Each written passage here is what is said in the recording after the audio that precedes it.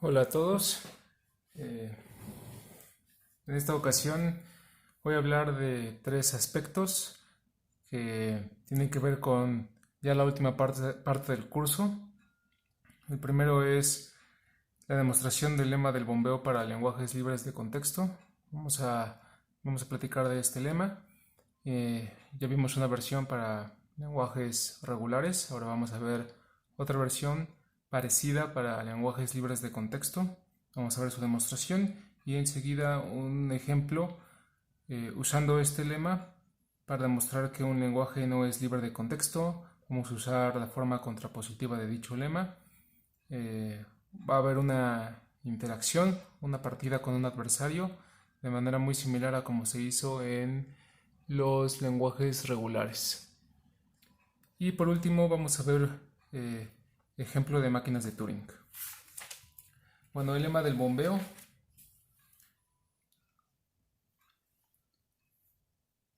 El lema del bombeo para lenguajes libres de contexto dice: para cada lenguaje libre de contexto A existe K mayor o igual que 0, tal que toda cadena Z en el lenguaje de tamaño al menos K puede descomponerse en 5 subcadenas. Z se puede escribir como U, V, W, X, Y, tal que la concatenación VX no es la cadena vacía y el tamaño del segmento WX es a lo más K, tal que para toda I mayor o igual a 0 se puede bombear la parte de la V y la parte de la X, y el resultado del bombeo sigue siendo parte del lenguaje A.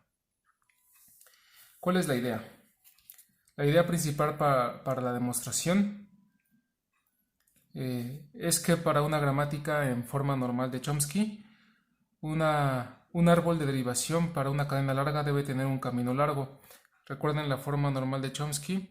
eh, Tienen producciones que van de una variable a un terminal, o de una variable van a un lado derecho que tiene dos variables. Entonces, al tener dos variables no permite que se tenga una derivación, digamos que rápida.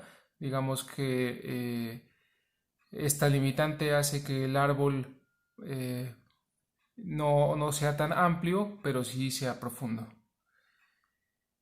El cual debe tener al menos dos presencias. Estamos hablando del camino largo, el cual debe tener al menos dos presencias de alguna variable. Por ejemplo, consideremos la gramática en forma normal de Chomsky, esta que tenemos aquí. Para el lenguaje que reconoce esta gramática con las cuatro producciones que tenemos es A a la n, B a la n, con n mayor o igual que 1. El árbol de derivación para A a la 4, B a la 4 es este de aquí. Como les decía, no es amplio, pero es profundo.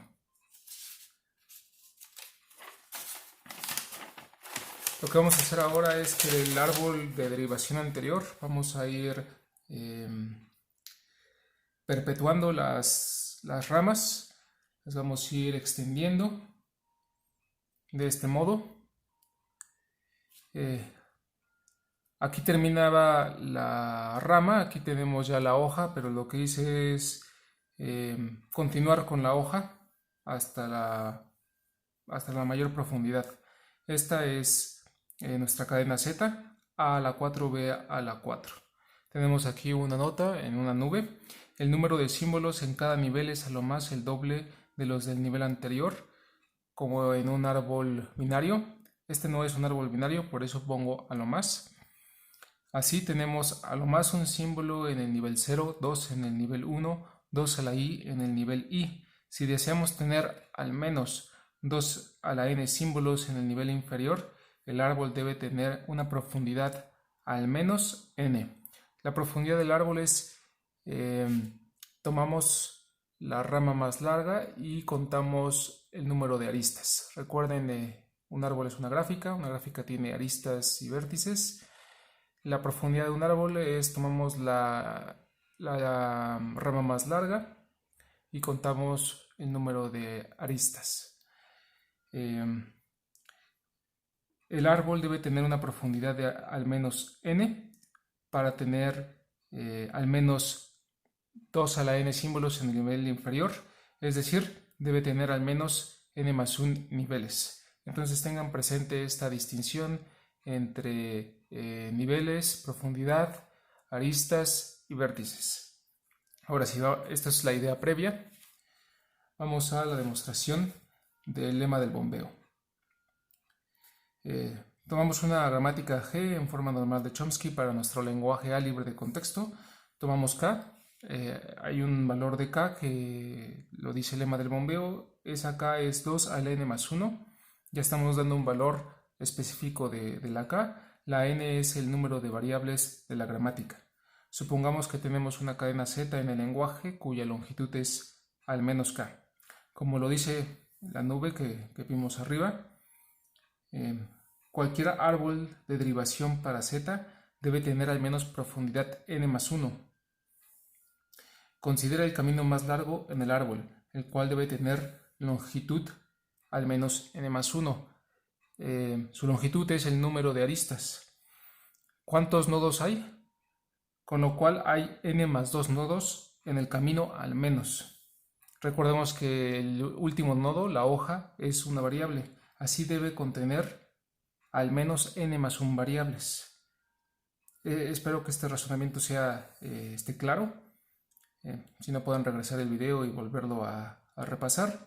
Por el principio de las casillas tenemos en la gramática G hay n variables, pero en el camino más largo hay n más 1 variables. Por el principio de las casillas, alguna variable aparece más de una vez en el camino más largo.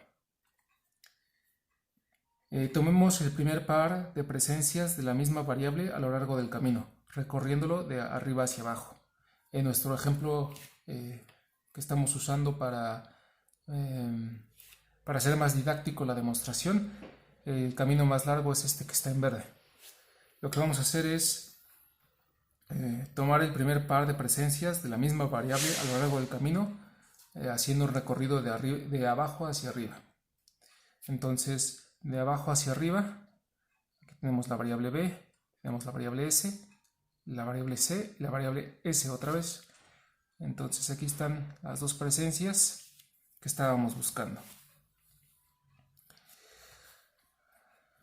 CAT, el subaárbol cuya raíz es la presencia más arriba de dicha variable, y sea T minúscula el subaárbol cuya raíz es la presencia más abajo de la variable.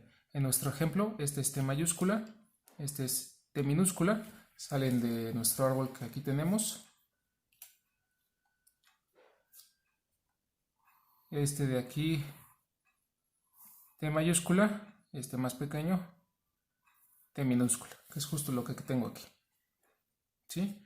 Lo que vamos a hacer es que en el árbol de derivación vamos a quitar T minúscula, puesto que tienen la misma raíz, y en vez de T minúscula ponemos T mayúscula, y así llegamos a un árbol de derivación válido para U, V a la 2, W, X a la 2, Y. Lo muestro enseguida.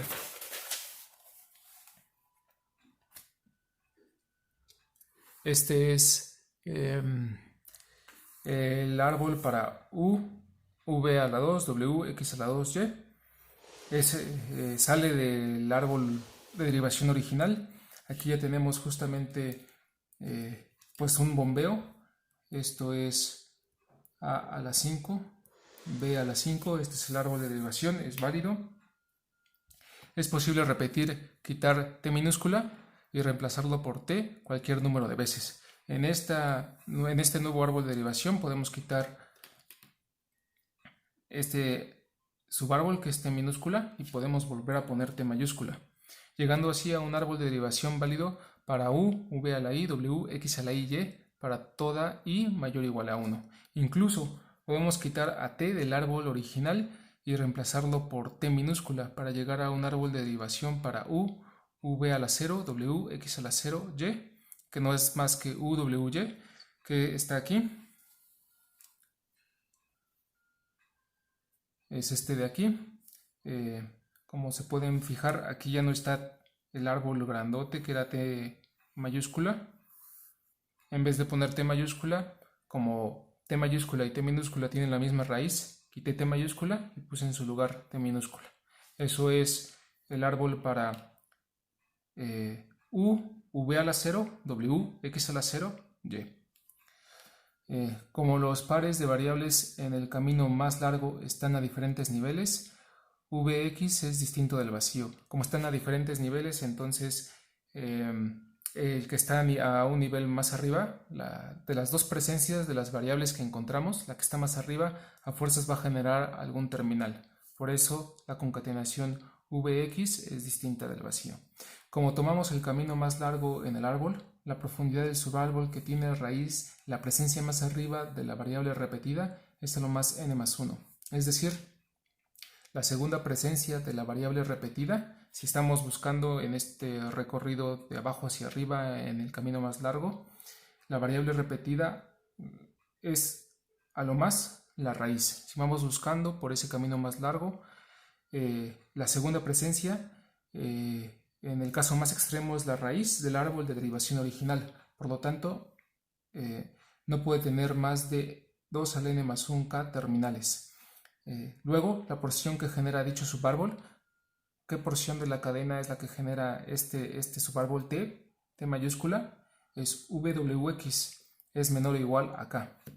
Es en el caso más extremo, pues la cadena completa, la cadena Z original. Y con eso pues ya tenemos todos los elementos del lema del bombeo. Vamos a aplicarlo en un ejemplo. El lema del bombeo viene en una de sus notas, en la nota 12. Ahí viene, no viene la demostración, pero sí viene varios ejemplos. Yo les recomiendo mucho que lo lean. También viene una idea que es bastante útil, que es la de una ventana que se va recorriendo a lo largo de la cadena Z y que se van analizando casos mediante esa ventana que es de tamaño K. Como les digo, hay varios ejemplos ilustrativos que son importantes que lo repasen. Aquí voy a ver un ejemplo que no usa esa idea de la ventana. La ventana es útil para analizar casos, pero no siempre se necesita, como es esta demostración. Demuestra usando el lema del bombeo que el lenguaje A, que es cadenas de A de longitud 2 a la n con n mayor o igual a 0, no es libre de contexto. Veremos que siempre podemos ganar la interacción contra el adversario. Hay 4 pasos. El primer paso, este primer paso, ustedes no intervienen tampoco en el tercer paso, así que esos los pueden anotar mecánicamente, primer paso y tercer paso. Ustedes no hacen nada, es turno del adversario. En el primer paso el adversario elige un valor de k mayor o igual a 0, donde ustedes tienen que intervenir, y lo tienen que hacer de manera adecuada, de manera astuta para poder ganar la partida. Es en los pasos 2 y 4. Y es a donde aplican sus ideas y alguna estrategia, algo que se les ocurra para ganar la partida. En el paso 2 nosotros damos la variable z que forma parte del lenguaje. Aquí la estoy dando a la 2k. Así la z, la cadena z, forma parte del lenguaje A y su longitud es mayor a k, puesto que 2 a la k es mayor a k.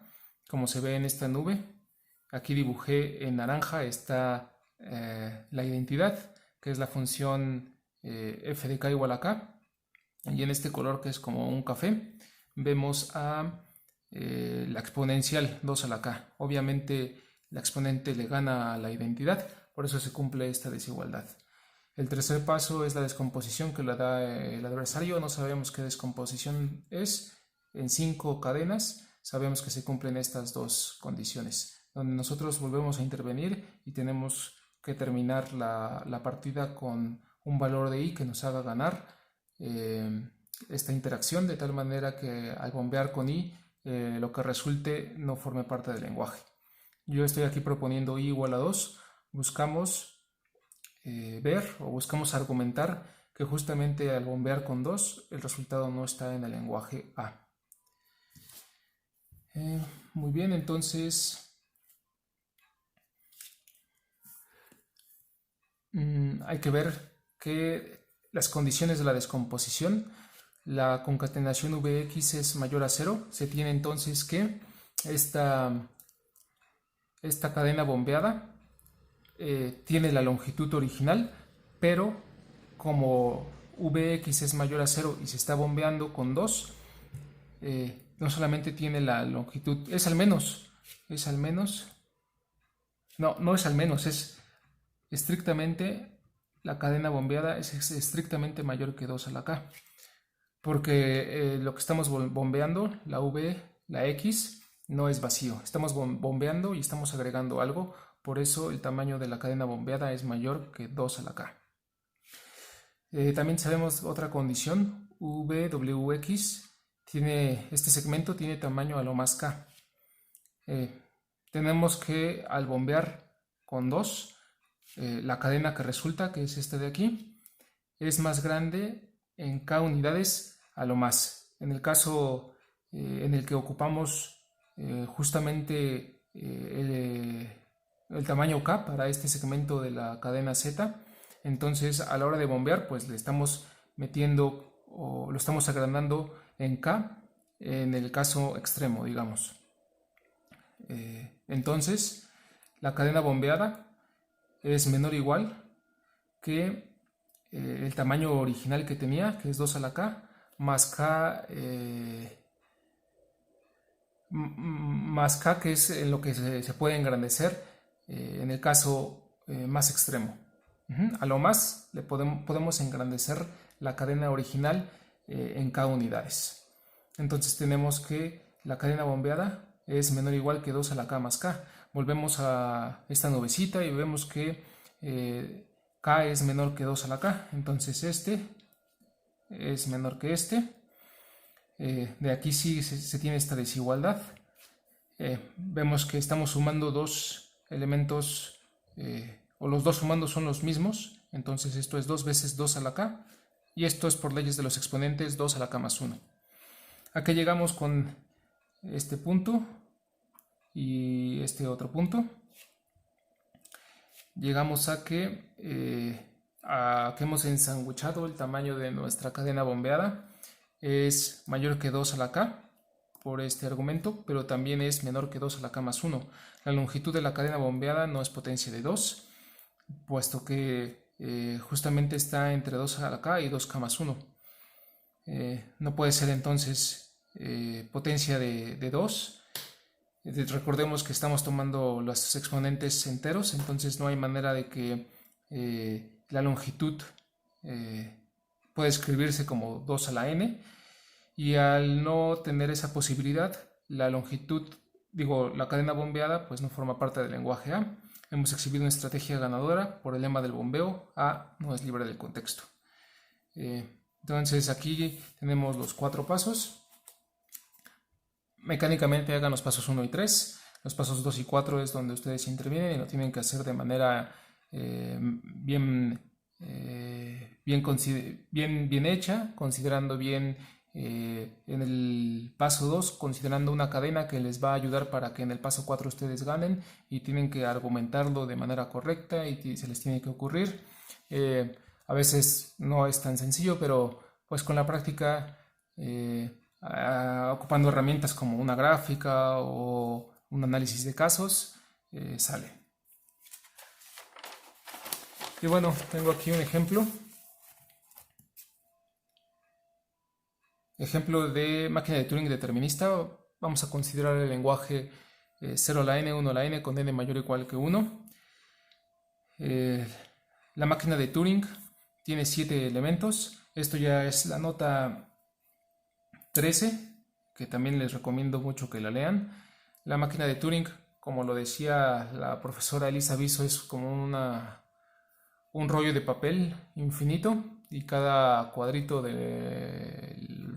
del rollo es una celda, y entonces pueden ir moviéndose de una celda a otra, un paso a la vez. Esas celdas se van llenando como ustedes lo vayan manejando. Aquí estoy diciendo que la máquina de Turing es determinista. Eso quiere decir que la función de transición toma un estado, toma un símbolo de la cinta y lo que regresa es un estado, quizá un nuevo estado o se queda en el mismo. Sobreescribe la cinta con otro símbolo y se mueve a derecha, right, izquierda, left. Muy bien, entonces tiene 7 elementos. La máquina de Turing, para reconocer este lenguaje de 0 a la n1, la n con n mayor o igual a 1, tiene 7 elementos: estados, símbolo estado, conjunto finito de estados, alfabeto de entrada, alfabeto de la cinta, función de transición, estado inicial, símbolo en blanco y conjunto de estados finales.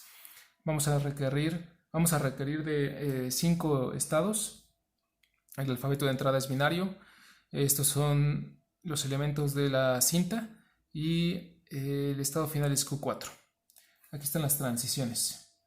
La idea para esta máquina de Turing es que la máquina de Turing inicia en el símbolo, la cadena de entrada viene ya integrada en la cinta y la cabeza lectora está apuntando al símbolo más a la izquierda de dicha cadena de entrada. Entonces la intuición para esta máquina de Turing es que vamos a buscar el 0 más a la izquierda. Ese 0 más a la izquierda lo vamos a reemplazar por X. Enseguida vamos a buscar el 1 más a la izquierda y lo reemplazamos por Y, X y Y, que son símbolos de la cinta, y repetimos esto. Nos va a quedar un bloque de X, uno de Y. Nos aseguramos que no se nos escape un 1 a la derecha y terminamos. Las transiciones son estas. Lo que hace Q0 es justamente reemplazar 0 por X y reemplaza 0 por X y busca un 1 a la derecha.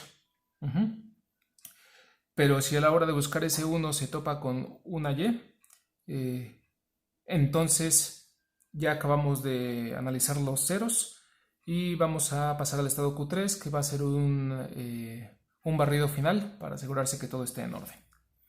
Lo que hace Q1 es moverse a la derecha buscando el 1, así que a las 0 los va a ignorar, se va a seguir moviendo a la derecha, a las Y también los va a ignorar, se va a seguir moviendo a la derecha. En el momento que ve el 1 que estaba buscando, entonces le pone un Y, como dijimos que era la intuición de esta máquina de Turing, y entonces pues se repite el proceso, va a buscar ahora el 0 más a la izquierda, por eso se mueve a la izquierda. Q2 es justamente encontrar ese 0 a la izquierda, así que con las Y's las ignora y sigue su búsqueda a la izquierda. Con el 0 también lo ignora. Esto es interesante, ignora el 0 y sigue su búsqueda a la izquierda. ¿Por qué? Porque buscamos el 0 que está más a la izquierda. Y ese 0 más a la izquierda está ahora enseguida de una X. En el momento en que Q2 ve una X, quiere decir que a la derecha ya hay un 0, o esperamos ver un 0, que es lo que hace este estado, el estado inicial.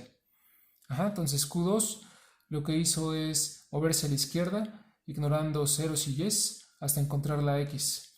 Se mueve a la derecha para llegar al 0 más a la izquierda. Y esto es justamente lo que está repitiendo continuamente. En el momento en el que X0 no lee el 0 más a la izquierda, sino lee una Y, entonces es porque estamos ya terminando de procesar la cadena. Nos pasamos a Q3. Lo que hace Q3 es asegurarse de que no haya unos fuera de lugar. Por eso analiza que todos los símbolos a la derecha sean Yes. Todos deben de ser Yes. En el momento en que se acaban las Yes y llega el símbolo en blanco, entonces la cadena justamente tiene el patrón 0, la N, 1, la N. Pasamos al estado Q4 y aceptamos. Lo que aquí puse en transiciones se puede tener en un diagrama de estados, que lo tengo aquí. Justamente representa lo mismo. Vemos que tenemos, por ejemplo, 0 diagonal X. Eso quiere decir que el contenido de la celda 0 se reemplaza por X. Y la flecha nos dice si nos movemos a la derecha, como es esta transición, o si nos movemos a la izquierda, como es esta otra transición. Entonces estas flechas nos dicen hacia dónde se mueve la cabeza lectora. Vamos a hacer un ejemplo de ejecución mediante configuraciones. Igual las configuraciones se describen en la nota 13. Aquí tengo mi configuración inicial. Estoy en el estado Q0. Esta es mi cadena de entrada original, 0011. Y justamente lo que está a la derecha del estado es a donde apunta la cabeza lectora. Entonces, Q0 con 0. Q0 con 0. Sí se ve sí se ve las transiciones de Q0. Muy bien, Q0 con 0 te vas a ir al estado Q1 y ese 0 se queda con X, moviendo la cabeza lectora a la derecha. Entonces, aquí ya fue X, moviste la cabeza lectora a la derecha, 0, 1, 1. ¿Sí? Ahora voy a las transiciones de Q1, Q1 con 0, ignora ese 0 y muévete a la derecha. Muy bien, ignoro el 0, me muevo a la derecha. Aquí está lo que yo quería, Q1 buscaba ese 1, entonces Q1 con 1 lo reemplaza por Y y se mueve a la izquierda. Entonces esto es interesante porque ahora tenemos esta situación. ¿Sí? Fíjense cómo estamos representando el movimiento a la izquierda, puesto que ahora en esta cadena el segundo símbolo es el estado Q1. Ajá, y aquí en esta cadena Q1 no era el estado, no era el segundo símbolo, sino era el tercero. Ocupaba la tercera posición del estado. Aquí, con el movimiento a la izquierda, el estado ocupa la segunda posición. Ahora, yo cometí un error. Justamente acabo de ocupar esta transición, este movimiento, pero el estado debió de cambiar. Este es el estado 2. Sí. Muy bien, entonces en el estado 2, leyendo un 0, lo ignoro y me sigo moviendo a la izquierda. Así que el estado, en vez de ocupar la segunda posición, va a ocupar la primera y todo lo demás se queda igual. Muy bien, Q2 con X es el cambio que buscaba para cederle el control a Q0 y moverme a la derecha. Me moví a la derecha, esperando ahora leer el 0 más a la izquierda. Y sí, es el 0 más a la izquierda, que hace Q0 con 0. Q0 con 0 es, este 0 le pone una X, lo reemplaza por X y se mueve a la derecha. Entonces, tenemos esto, se movió de estado Q1, Y1. Ahí está. Muy bien. Y1, Q1 con Y. Q1 con Y es, lo ignoro y me muevo a la derecha. Lo ignoro. No, Q1 con Y, sí, lo ignoro y me muevo a la derecha.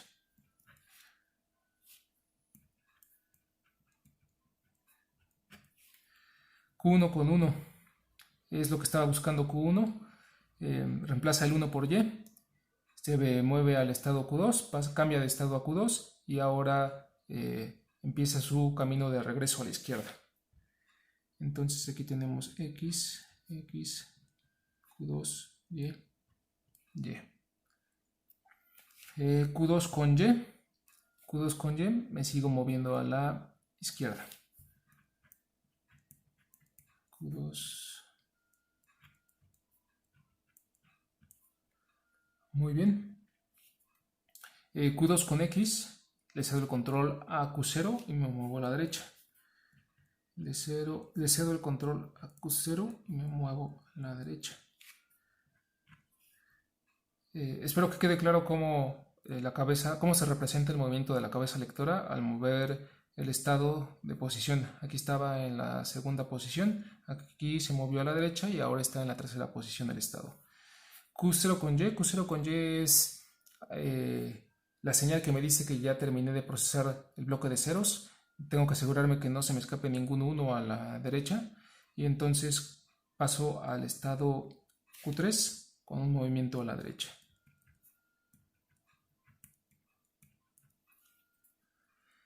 Q3 lo que hace es seguir su movimiento a la derecha leyendo puras yes, que es el caso.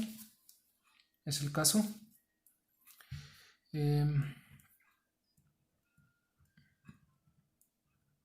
Aquí al final agregué un símbolo en blanco. Recuerden que la cinta es una cinta infinita en el que únicamente hay una porción finita que no está en blanco. Esa porción finita es la cadena de entrada.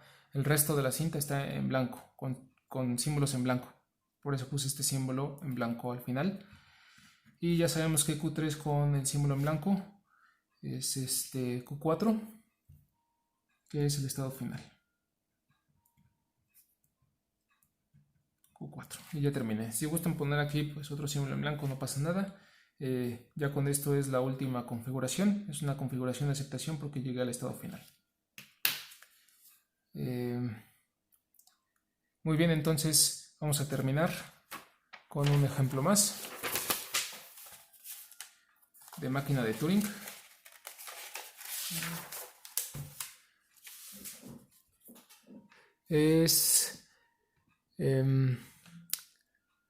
Bueno, creo que ya se va a acabar el video, así que vuelvo en otro video para ver este ejemplo de máquina de Turing no determinista.